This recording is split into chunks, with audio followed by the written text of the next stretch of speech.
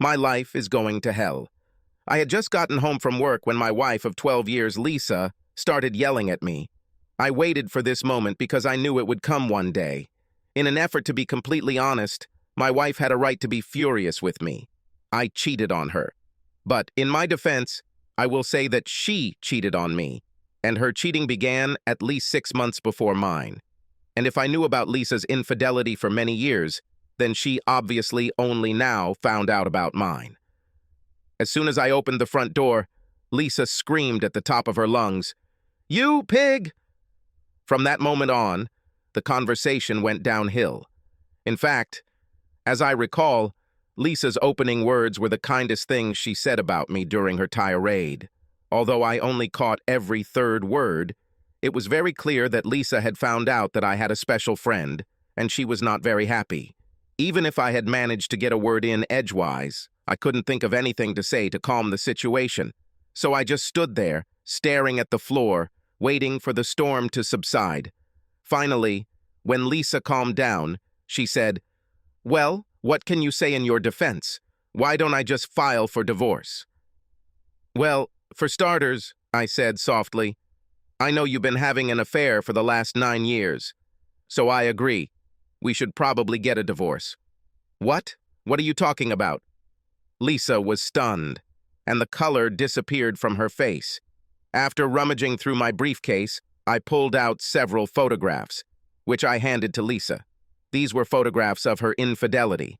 I didn't know what to expect, but what I received completely surprised me. I must explain that Lisa is incredibly rich and can send an army of lawyers against me. But instead of the explosion of anger I expected, Lisa dropped the photographs and began to sob. She then looked at me with an expression of complete agony and loss. What she said next completely stunned me. "I don't want a divorce. I love you." She then ran into our bedroom. Her reaction stunned me and left me even more confused than usual.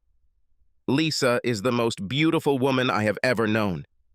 Even in my wildest fantasies, I never imagined that we would ever end up together. And when we got married, I expected that Lisa would get tired of our relationship and, within a year or two, would kick me to the curb. One of the peculiarities of our marriage was that Lisa's family was incredibly rich and insisted on a prenuptial agreement. I, of course, agreed. However, one point almost made me leave. Lisa insisted that the prenuptial agreement specify that there would be no children from this marriage, and I eventually agreed. I thought about this point for a long time, but by that time, I was hopelessly in love with Lisa.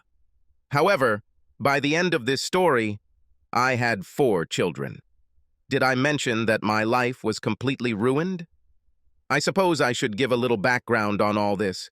Lisa Gravois is my wife. My name is David Todman. Obviously, my wife didn't take my last name. In short, Lisa's family owns one of the most exclusive perfume companies in the world, and the family name is a brand. And since Lisa is the co-owner of this business, Gravois Scents, it made sense for her to keep her maiden name. At first, I wasn't crazy about the idea, but over the years, I've grown to really like it. Since Lisa kept her last name and I kept mine, many people do not know that we are married. This gives me a certain amount of anonymity. When we got married, I couldn't believe Lisa chose me. She was a stunning beauty and still is. Lisa is almost 5 feet tall with long black hair and the brightest blue eyes you've ever seen. She had the figure of a model with slightly larger breasts. In fact, Lisa worked as a model for some time during her teenage years. I look good, but I'm not a movie star. I'm a little taller than her. I have sandy hair, and I keep myself in shape. Regardless, Lisa was way out of my league, and I knew it. I met Lisa at a party thrown by my college roommate and his wife in the Hamptons. He traded commodities and was successful.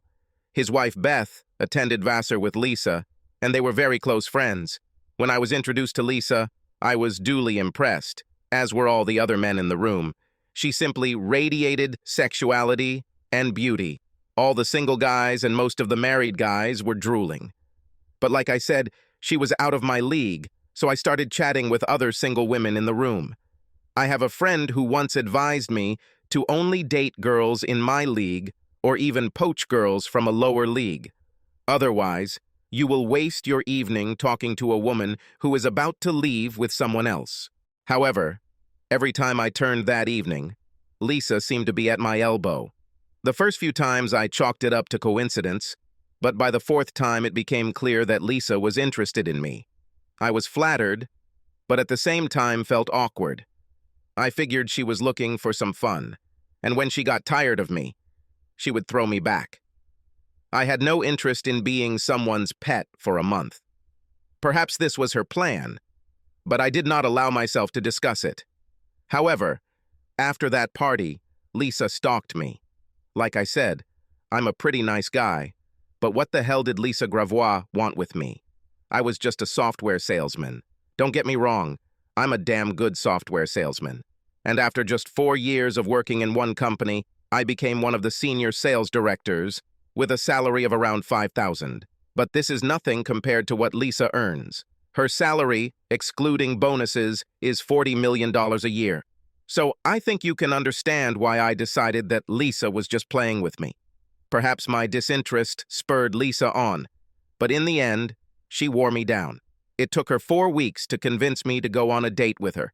It was 6 months before we slept together and a little over a year before we got married. It was a shamefully extravagant wedding. There were 600 guests, and I heard it cost about $6 million. Of course, her family insisted that I sign a prenuptial agreement. I know that Lisa was embarrassed to ask me about this, but I had no objections. I understood the need for it, and besides, I made good money myself, so I didn't care about her money. And yet, when I agreed to sign the contract, Lisa was incredibly happy. She told me that her family would disown her if she married me without a contract. But according to Lisa, she was going to marry me, come hell or high water. However, I couldn't help but wonder how long our marriage would last. According to the prenuptial agreement, if we divorce before 3 years, I will only receive $500,000. This completely amazed me. I've never heard anyone put the word only in front of $500,000, but things got better. Each year that we remained married for more than 3 years, I received an additional $500,000 or a prorated share for the percentage of the year that we remained husband and wife. In the event of a divorce, Lisa could not make any claims to my assets. On the other hand, I also could not make any claims to her assets. But the best part of this whole arrangement was that I could sleep with the most beautiful woman in the world, and if she threw me out on the street, I would get at least $500,000. Of course, the marriage contract stated that we both agreed to refuse to have children. Although I eventually agreed to this condition, Lisa's parents were adamantly unhappy with the no children clause, but Lisa did not have a close relationship with her parents. Apparently, she only saw them at board meetings and claimed that they liked her brothers better than her. Besides, she already had a battle with them about not having children many years ago. It's no surprise that over the years, we've seen very few of them. And when they came to visit, it was very awkward, especially for me because they looked at me as something lower than pond scum. I have to say that the first 3 years of marriage were truly wonderful. I truly believe that in those blissful years, she truly loved me. But soon after the 3rd anniversary of our marriage, I discovered that Lisa was cheating on me. Our marriage was truly unconventional. Lisa traveled a lot on company business. I'd say she was gone for about a week out of every month. And in the first years, whenever possible, I often traveled with her. Sometimes she would be home for 5 or 6 weeks at a time, but that was rare. However, every time she returned home, she would drive me to exhaustion in the bedroom. My discovery of Lisa's infidelities began with a photograph in the newspaper. Since Lisa is a celebrity, she is often mentioned or illustrated in the gossip pages. So I religiously scanned that section of the newspaper every day. One particular day, I just glanced at a photo from a party in Paris and almost missed it. In the end, it took a magnifying glass to confirm what I thought was in the photo. On the right side of this particular photo, I saw someone who looked like Lisa. I confirmed this with a magnifying glass. So you're probably saying, what's the big deal? This was important because at that particular moment, Lisa was supposed to be in Japan negotiating for the company. However, there could be many reasons why Lisa was in Paris, but I couldn't figure out why she changed her trip and didn't tell me about it. However, I needed to know more. It could have been a simple last-minute mistake in her schedule, but I had to find out what was going on. When we first got married, Lisa asked me to quit my job so I could travel with her. I told her I didn't want to be kept. Eventually, she stopped asking. One of the things about being married in a family like Lisa's is that you have virtually unlimited resources. However, I didn't want to use Lisa's money because I knew she was very meticulous and would know if I did. But I had my own checking account into which my salary was transferred. I mainly used this money to buy Lisa birthday and Christmas gifts. It's not an easy task when you're shopping for someone who has everything. It exhausted me to death. I could neither sleep nor eat. I needed to know what was going on, so I used my personal funds and hired a private investigator. However, even while doing this, I had to be careful. I chose a firm that I knew Gravois had never used before, a reputable firm in St. Louis. After I discovered the photo in the newspaper, I realized that Lisa's work schedule required her to travel much more often than when we first got married. With the new schedule, she was away for an average of 2 weeks out of every month. However, I was puzzled because our sex life was still great. Lisa always seemed genuinely upset when she had to leave and very happy when she returned. I almost convinced myself that I was paranoid. Anyway, a month later, I learned that I wasn't being paranoid.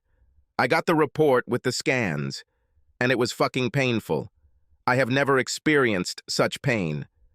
In the private investigator's report, Lisa's lover was named as Gerard Lavelle, whose family was in the banking business. They owned banks throughout Europe, and Gerard was president of the family holding company. Lisa and Gerard grew up together, and at one time everyone thought they would get married. But then Gerard and Lisa broke up. Lisa married me, and Gerard married a Greek woman named Teresa Apopoulos. Teresa's father was very passionate about shipping. Gerard and Teresa had 3 children. According to the private investigator's report, Gerard and Lisa broke up because he wanted children, and Lisa absolutely did not want them. Apparently, Gerard's family threatened to disinherit him if he agreed to Lisa's demand not to have children. Then I read in the report that Gerard's wife died 6 months ago. So now Gerard was free and could be with Lisa. I walked around depressed for 5 days, trying to understand what was happening. It's obvious that Gerard was Lisa's first love, and they apparently rekindled their relationship. I didn't understand why Lisa didn't file for divorce. In fact, I was completely confused because every time she came home, Lisa would smother me with love. If I didn't know better, I would swear that this woman only loves me. Not only did Lisa seem genuinely excited to see me, but our lovemaking was absolutely amazing. You're starting to realize how shitty my life has been, but it's only going to get worse. My first reaction to the private investigator's report was to meet with Lisa and divorce her, but I thought long and hard about it and came up with 3 reasons that kept me from doing it.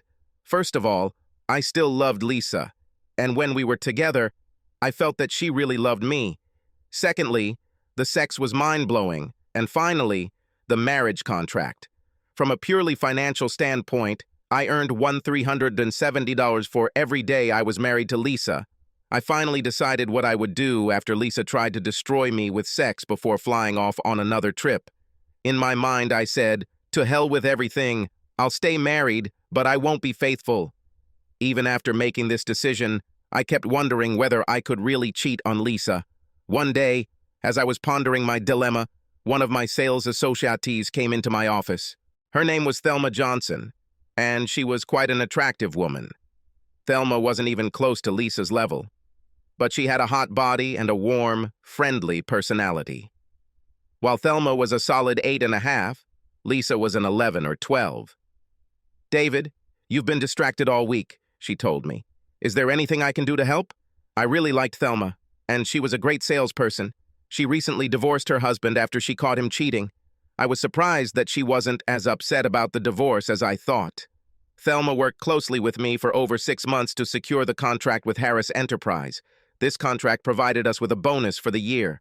I knew Thelma cared about me, but we had always had a professional relationship. However, Thelma was a good listener, so I decided to talk to her about my dilemma with Lisa. Yes, I admitted. I'm confused. I just found out that Lisa is cheating on me. The question I'm struggling with is, should I divorce her or ignore her? That shouldn't be a problem, Thelma said quickly. Divorce this bitch and move on with your life. It's not that simple, I explained. I signed a marriage contract with Lisa. Every year I remain married to Lisa, I receive $500,000. This means that every day I'm married, I earn about $400, which is not small change. Then I listed all the other perks that could come with being married to Lisa. Fancy cars, parties, clothes, expensive watches, and travel on the company jet. Thelma acknowledged that this was indeed something that needed to be carefully considered. She promised to think about it that evening and let me know if she came up with anything. The next day, I was still thinking about my problem when Thelma walked into my office and closed the door. I think I have a solution to your problem, she said, sitting down opposite me. Really, what do you think I should do with Lisa? I asked. I think you should stay with her, Thelma replied and continued, with some changes. Oh, and what changes should I make? I asked, smiling. I was sure that Thelma would suggest that I stay married and just cheat on Lisa. I admit that I was leaning more and more in this direction, but I still had not convinced myself that I should decide to cheat. Although I still loved Lisa, her betrayal hurt me deeply and I found it difficult to cope with. But what Thelma suggested shook me to my core. Like I said, I think you should stay married to Lisa, but you should have your own affair. I raised my hand to stop her from continuing. I've already thought about this. No, my plan includes more than that, Thelma interrupted. Please let me explain, and let me finish before you throw me out of your office. Okay, I said, raising my hands in her direction. The floor is yours. David, I think you are struggling with this decision for 2 reasons, Thelma began. Firstly, because despite what Lisa did, you still love her. You can't imagine life without her. Besides, although you've thought a lot about having an affair of your own, it doesn't satisfy you in one important way. You told me several times that you really want to have children. This means that just affairs do not solve this desire of yours. Yes, you could get your mistress pregnant, but that would be messy and would almost certainly end your marriage to Lisa. All this is true, I intervened, but I don't see how it will help me solve my problem. I believe I can be the solution, Thelma said, smiling warmly at me. What? Are you offering to become my mistress? Technically, yes, she said with a sly smile. But I want much more. I'm not sure I like the sound of that, I said worriedly. No, David, let me finish. I nodded for her to continue. You've known me since before you and Lisa got married, Thelma continued. I know you think that Lisa married below her level, but I never thought so. She's damn lucky to have you, and she's just a fool to risk losing you. But since Lisa decided to be an idiot, I'm not going to miss this opportunity. You know that my dating history was, to put it mildly, sad. I always ended up with the worst men. I had great fears even before my wedding last year. I felt that Fred and I were not right for each other, but outwardly he seemed kind and loving. It was only after the wedding that I found out that he was jealous and controlling, and on top of that, a cheater. I simply nodded and let Thelma continue. I've always been attracted to you, but you never seemed interested in me. We've been good friends for years, but you never thought about me in a romantic way. I accepted it, and I knew I could never compete when Lisa came on the scene. But Lisa has allowed the door to open slightly, and I intend to see if I can get in before it closes. So far, Thelma's explanations have said nothing about how her plan differs from simply taking a mistress. The 2 things you said you want concern Lisa and having children. You are terribly hurt by Lisa's betrayal, and you want to strike back at her. At the same time, although you have not attached much importance to it, it is clear to me that you want to have children. I can provide both. After the disaster of my marriage, I decided that I never wanted to get married again. However, I desperately want to have children. I propose to become your mistress and bear you children. I know that you don't love me, but I think that you care about me. We will keep our affair a secret, which will allow you to remain married to Lisa. At the same time, I will have your children. We both won. I'd be lying if I didn't admit that I was shocked and intrigued by what Thelma had to offer. It was complete nonsense, but I liked the idea. However, I could see difficulties with this agreement, so I started listing some of them. First of all, thank you for this offer, I said kindly. I am truly flattered, and this is much more generous than I have any right to expect. But I see several problems. Finances would be difficult, then raising children, naming children, and what if in the future you decide you want to get married? I ran into the same problems, Thelma admitted. But let me try to solve them. As for finances, I own my own home. All I would like to ask is that we share the costs of the children. On birth certificates, I would list your name as the father, but until you decide otherwise, they will use my last name. Although I don't think I'll want to get married in the future, I'm wise enough to know that you can never say never. Therefore, I propose to enter into a written agreement. In this agreement, we will include a clause that will allow either of us to terminate the agreement with 6 months' notice. If I remarry, you will have the right to decide on custody. If you decide to end our agreement, I will have custody of the children, but you will have liberal visitation rights. In any case, you will still be recognized as the father. We sat and looked at each other, but neither of us said anything right away. Finally, I broke the silence. I must admit that I am very intrigued by your proposal. However, I'm not ready for this yet. Why don't we go on a few dates to see if we're right for each other? Thelma agreed, and we started dating. The first few dates were just dinner and dancing.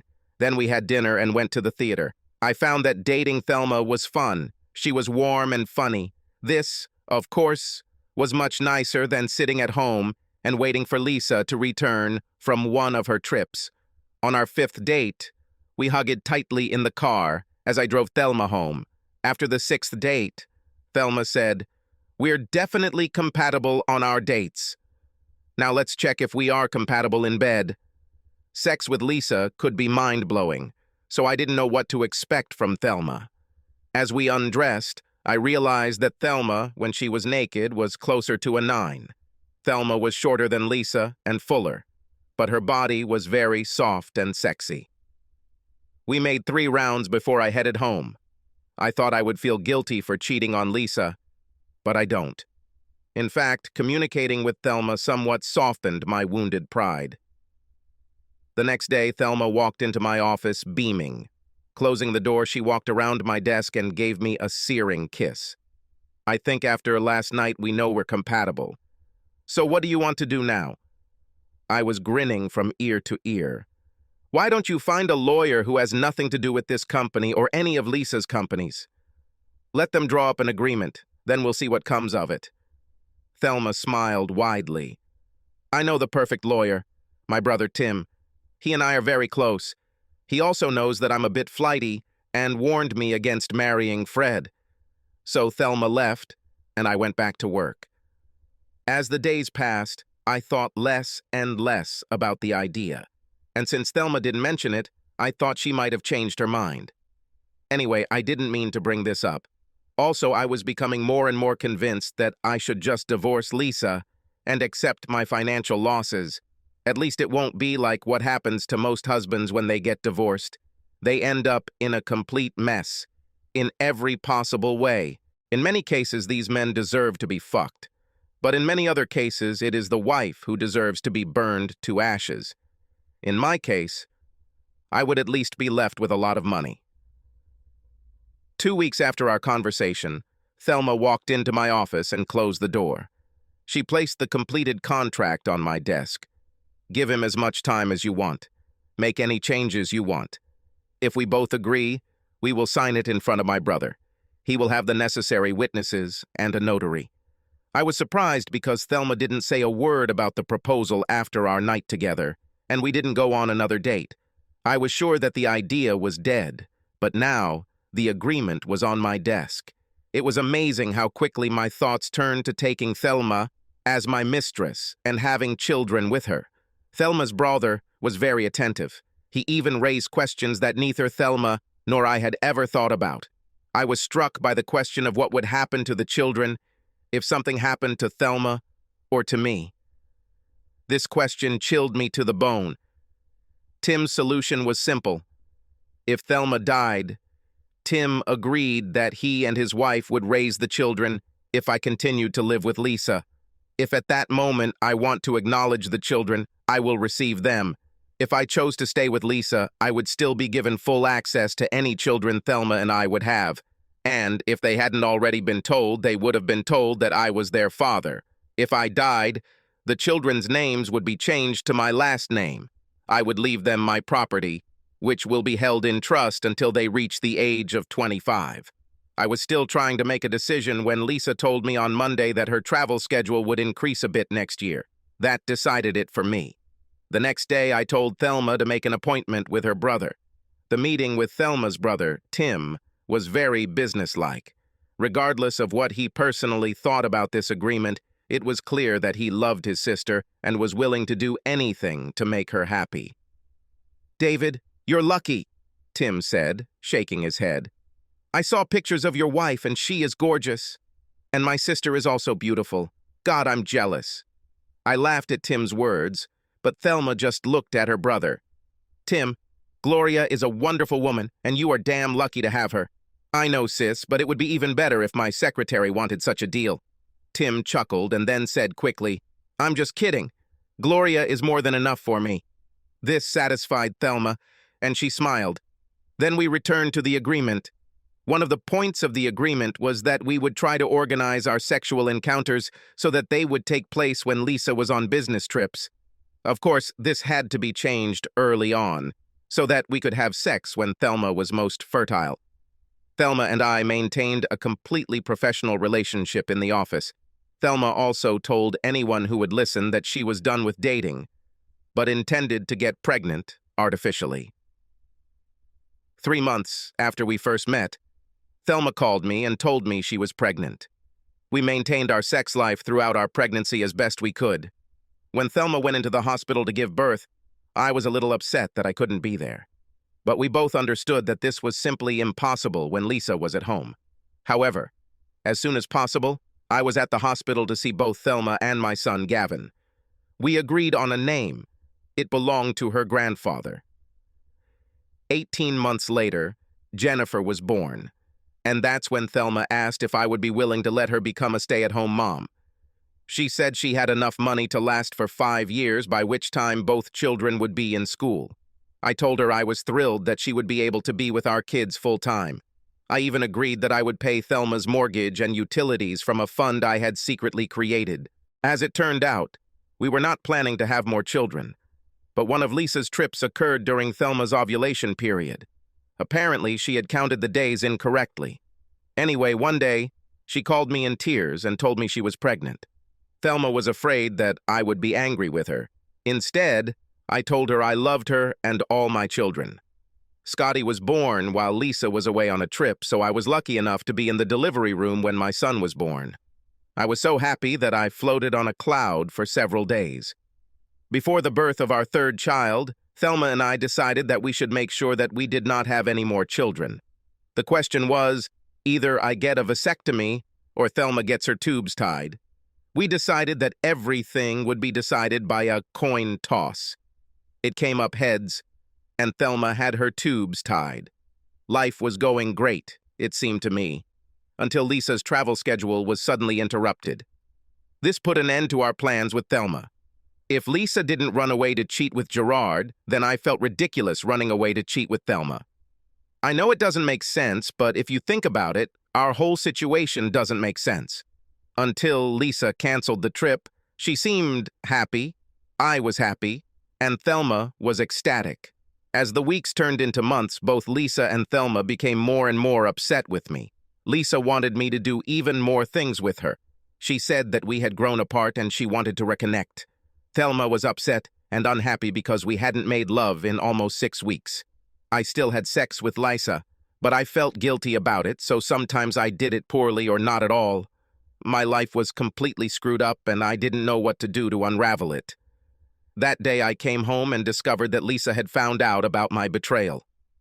"I think you're right. We should probably get a divorce," I said, relieved that this might be a way out of my predicament. Lisa looked at me in complete shock and burst into tears. Lisa said she loved me and didn't want to get a divorce, and ran into our bedroom. Her reaction took me by surprise, so I followed her to continue the conversation and found her face down on our bed crying. I sat down next to her and pulled her towards me. "You were right, Lisa.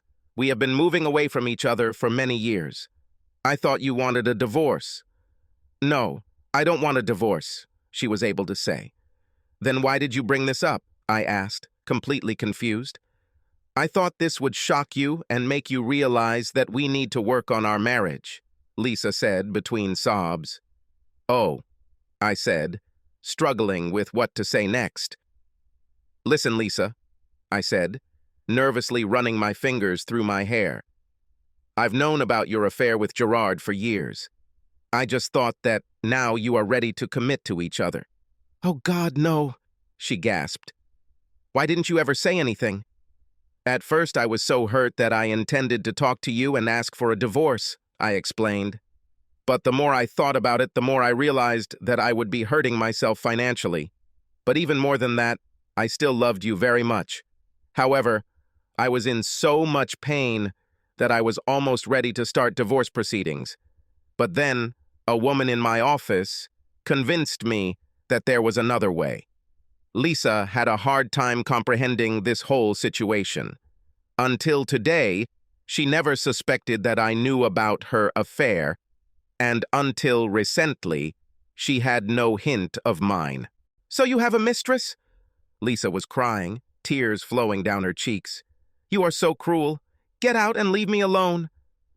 With every minute, the situation became more and more incredible. Why the hell was she mad at me for having an affair when she started having an affair before me? I decided this was the perfect opportunity to make a quick getaway and spend some time with Thelma and the kids. The situation was so bad that I couldn't believe it could get any worse. But I was wrong. When I showed up at Thelma's, she attacked me. Before I could explain what was happening, she pulled me into the bedroom. We finally spoke when Thelma got hers. "I thought you had lost interest in me," she said meekly. "Now that Lisa was around all the time, I decided that I no longer needed you. I was going crazy, thinking about how I would live without you." I then told Thelma about the strange conversation with Lisa and her emotional outburst. This, in turn, made Thelma cry. My head was spinning so quickly that I felt uncomfortable. "So why are you crying?" I asked when she finally calmed down a little. "Because it's obvious that she's still madly in love with you and will do anything to get you back and keep you." "That doesn't make any sense," I protested. "First of all, Lisa told me to get out. Secondly, she has been happy in other respects for 8 or 9 years. How can she be in love with me?" "I don't know," Thelma cried. "But something has changed, and she definitely wants to keep you. This is unfair. She left you, and I want you." Nothing made sense anymore, so I kissed Thelma, made love to her again, and then went to bed. In the morning, we made love again, and I went to the office. Maybe there I can sort out the mess my life has become. When I arrived at work, Lisa was sitting in my office and did not look happy. "Good morning, Lisa," I said uncertainly. "I don't remember you coming to my office before. So why are you here today?" "You know perfectly well why I'm here," Lisa snapped. "We need to discuss your novelle." With that, I quickly closed the door and returned to my chair. "Okay, what do you want to discuss?" "First of all, who is she?" "Her name is Thelma Johnson, and she used to work for me." "Wait, didn't you put a private investigator on me or something?" "No, one of my friends saw you kissing in a restaurant the other day. My friend tried to follow your girlfriend after you gave her a passionate kiss, but he lost her." "Do you intend to continue dating her?" "Oh God," was all I could think of to say. "Well, do you intend to continue dating her?" "Lisa, you won't like what I tell you, but you have to hear it. After I tell you everything, I think you will agree that we need to get a divorce." Sadness appeared in Lisa's eyes, but she nodded. If you had continued to go on your trips, we wouldn't be having this conversation, I began. What do my trips have to do with this? Lisa asked sharply. I told you that I know about your affair, Lisa, I said sharply. I know that you met Gerard during your travels. So Thelma and I got together while you were away. You know what's good for the goose is good for the goose. My attempt at humor went over like a hot air balloon. So I decided to continue. I decided that since you are having an affair, then so am I. I tried to limit my sexual encounters to only those times when you were not at home. But we had extra classes when Thelma was fertile so she could get pregnant. Do you have a child? Lisa shouted, jumping to her feet. Please be quiet and sit down, I demanded. No, we don't have a child. We have 3 children. Before you start, you know that I always wanted to have children and you didn't. After several long minutes during which I tried to get an answer from Lisa, she said, It's clear. I need to think about all this. With these words, she got up and left. I figured it would take the company lawyers a day, maybe 2, to prepare the divorce papers. At that time, I decided not to take the risk, since Lisa was angry, and stayed with Thelma. This night with Thelma was a welcome relief. And yes, I loved every minute of it. But the next morning, Lisa called me at the office. I assumed it was a courtesy call to let me know that the divorce papers were on their way. However, what Lisa had to say was the last thing I expected in this world. She wanted to meet Thelma and my children. Listen, Lisa, I said harshly. I know you're angry at me, and we can argue about whether it's justified, but I won't let you drag my children into this, and I definitely won't let you abuse them or Thelma. David, she said calmly, I swear to all that is holy, I will not do anything to embarrass, offend, humiliate, or in any way harm your children, Thelma, or you. I really want to meet your kids, and I desperately want to talk to Thelma. Plus, I'll have a fully qualified nanny to watch the kids while we talk. After our meeting, if you wish to continue with the divorce, I will more than honor our agreement. I thought for a moment and decided that meeting with Lisa might be the best way to get things settled as quickly as possible. However, if Lisa did anything to upset my children or Thelma, it could quickly backfire. Look, I have to ask Thelma, I said, but if she agrees, when and where do you want to meet? Maybe at our house tomorrow at 10 in the morning? Thelma was not happy about meeting Lisa. She believed that if I saw them side by side, I would understand how much better Lisa was. I just rolled my eyes and told her that would be the fastest way to end the divorce. The next day, I took Thelma and the 3 children to Lisa's house. I could tell Thelma was completely intimidated by the house and the size of the estate. The kids were excited because I told them there was a pool, a game room, and an ice cream bar. I rang the bell instead of entering as usual. I was surprised when Lisa opened the door. There were at least 3 servants in the house during the day, and they usually answered the door. David, Lisa said with a smile, you don't have to ring a bell to enter your own home? I wasn't sure what kind of reception I would get, I answered meekly. Lisa introduced us to an overweight, middle-aged woman who seemed quite pleasant. This is Helen, Lisa introduced the nanny. She is going to take the children to the pool. We'll sit in the kitchen, where you can keep an eye on them too. Once in the kitchen, Lisa offered us something to drink. I was desperate for whiskey, but given what we were here for, I asked for a Pepsi. Thelma took a glass of water, and Lisa poured herself a glass of wine. I remember thinking this was unfair. If I had known there were alcoholic drinks on the menu, I would have ordered differently. Thelma, Lisa began, David told me that you two have been together for about 8 years. As many as we could, Thelma answered nervously. David insisted that we meet only during your travels.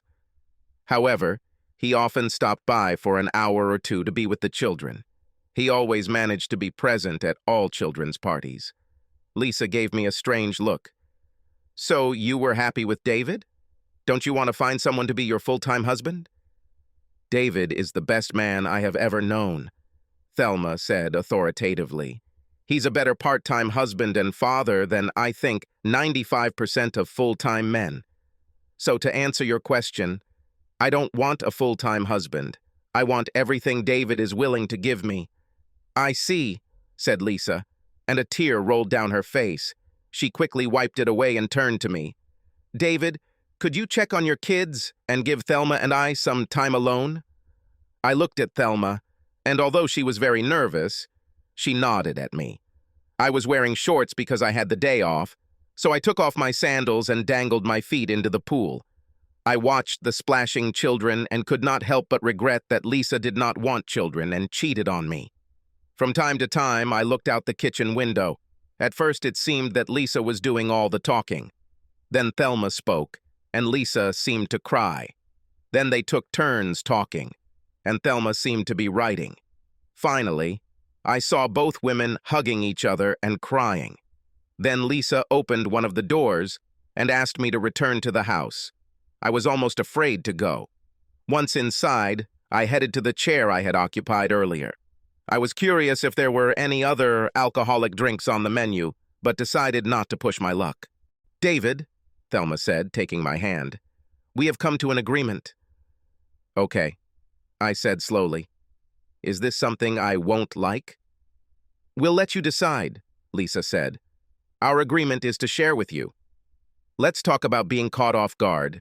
I came this morning expecting to discuss the details of Lisa and my divorce, and now they told me that 2 women in my life want to divide me. I didn't understand here, I said, pushing my chair back slightly. Lisa, you've been cheating on me for almost 9 years. And yes, I cheated on you for almost as long, but you started it. I don't understand why you don't want to be with Gerard all the time. If you divorce me, you will be free. Lisa started crying and Thelma hit me on the arm. Why did you hit me? I demanded. I became even more confused and a little angry. Because Gerard is dead, Thelma said. Oh, sorry, I muttered. I did not know. David, you're right. I cheated on you, Lisa admitted. Gerard was my first love, and I couldn't forget him until I met you. He broke up with me when I told him I didn't want children. I was crushed by his decision, but I refused to back down. About 3 years after our wedding, I met Gerard on one of my trips. His wife died, and he was depressed. I wanted to be there to help him through this difficult time.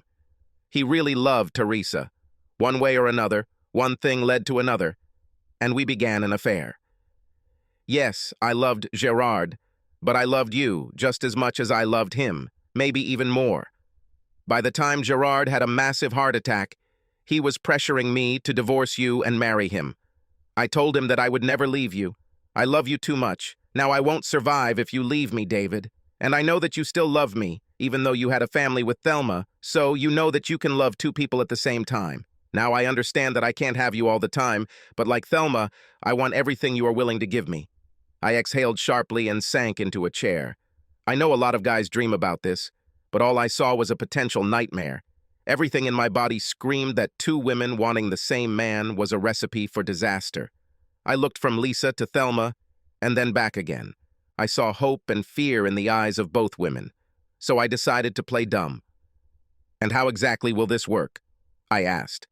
In response, Thelma took out a notepad and began looking through the schedule. The agreement was quite detailed, but the gist was that Lisa would stay in the master bedroom. Thelma and the children would live in the north wing, which had 3 bedrooms and 2 bathrooms. I stayed with Thelma overnight on Monday, Wednesday, and Friday. I stayed with Lisa on Tuesday, Thursday, and Saturday. On Sunday, I could sleep wherever I wanted. The fact that I slept with one woman or another did not mean that sex would be constant. This was decided between the couples. However, if one of the women decided that she did not want or could not have sex, I was not allowed to sleep with the other. There were many other rules, but this was the basic agreement. I told them I needed to think about it. I was very skeptical about this whole idea, but both women insisted that it was either cohabitation or nothing. I didn't believe it. I was sure that any of the women would be happy to hire me full-time, but then I became paranoid. What if they were serious about sharing or nothing? Would I risk losing both women? Anyway, I had to leave for a business trip the next day, so I told them I would give an answer when I got back. I was surprised that I could work so effectively with such a huge life change looming over my head. But after I completed my contract with Stellar Enterprises and was flying home, I realized why I was able to work on this trip. I've already made my decision. I agreed to the deal. Thelma returned to her brother to draw up a new agreement. His eyes widened when Thelma told him what was going on. After Thelma finished explaining the deal, his first comment was, "David, I hate you with all my being." Of course, I knew he was joking, so I joked back. "You could still take yourself as a mistress," I suggested, and immediately received a slap from Thelma. "I wouldn't dare," Tim admitted. The arrangement seemed to be working well until almost 7 months had passed. I can't say that my sex life has become more intense. However, she has become more consistent. I have sex at least 3 times a week, but sometimes there are 4 or 5. With a nanny looking after the children, Thelma returned to work in my office. Lisa was a little worried at first, but she corrected the situation to her satisfaction. Lisa took Thelma from me by offering her a higher salary and better benefits. Thelma now works for Lisa and seems quite happy. About a week before the 7th month, these 2 women grabbed me while I was returning home from work. They explained that there was a problem with the contract and it needed to be amended. It flashed through my head, "Lord, what now? Can my life get any worse?" The answer was yes. Having seated me at the table in the dining room, Lisa immediately explained the essence of the problem. "David, I want to have a baby." I guess, needless to say, I was confused, but now you all understand that this is my usual state of mind when I live with these 2 women. If I had been wondering for 1,000 years what they wanted to talk to me about, I would never have guessed that it would be that Lisa wants to have a child. "I know, I said I didn't want children," Lisa said quietly, "but I see how much fun you have with your children, and I see how much they love you and how much you love them. I want this feeling too." And what should I have said? All I could come up with was, "Okay." This must have been the right answer, because both women squealed with happiness, hugging and kissing me. But then Lisa added, "Besides, David, Thelma, and I have discussed this, and we agree that I should not be married to you." Now I was in a panic. It sounded like these 2 women wanted me to knock Lisa up, and then they were planning to kick me to the curb. I knew they had become close, but I never expected them to fall in love with each other and want to get rid of me. "Let me check if I understood everything correctly," I said, looking at Lisa. "You want me to get you pregnant and then you both kick me to the curb?" "I don't think I want to be a part of this. If you want to get rid of me, just say so, and I will leave peacefully. However, if you girls think you are going to cut me off from my children, I will fight you to the last." "What?" Thelma's voice rose 3 octaves. "No, no, no, David, you got it all wrong," Lisa said hastily, her face turning red. "It's my fault. I explained everything incorrectly." "David, we don't want to get rid of you," Thelma said, rushing to hug me. "I love you with all my heart. I'll be crushed if you leave." "David, I feel the same." Lisa had tears running down her cheeks. "Well, then I have no idea what you 2 are talking about," I said desperately. "I need a drink." I didn't care that it wasn't on the menu. "I think we should all have a drink," Lisa said, taking my hand. "When we calm down again, I will try to better explain what we want to do. But, David, I want you to understand that we will respect your decision, whatever it is." "Okay, Lisa," I said, finishing my first shot of whiskey. "First, explain to me about the child." "Are you sure you want a child? This is a radical change for you. Of all the things these women discussed before our arrangement, having another child was not one of them. But after Thelma and I started having fun with our kids, it must have started Lisa's biological clock. After some time, the desire to have my own child became irresistible. This new development required changes to the agreement so that Lisa could have me more often, especially when she thought she might be fertile. It took 4 months, but eventually Lisa became pregnant and gave birth to a beautiful baby girl, Charlotte. She has her mother's eyes and my smile. Thelma and the kids adore her. As for the supposed divorce, it was another chapter in my crazy married life. When Lisa talked about not wanting to be married to me, it was just another part of the madness in our ever-changing agreement. More precisely, Lisa didn't talk about us getting divorced right away, but she didn't talk about us staying divorced either. In one of their many conversations, Thelma said She was worried that her children would face the stigma of having children out of wedlock. Lisa agreed with her and offered a solution. Remember, Lisa has a lot of money, and money can buy almost anything.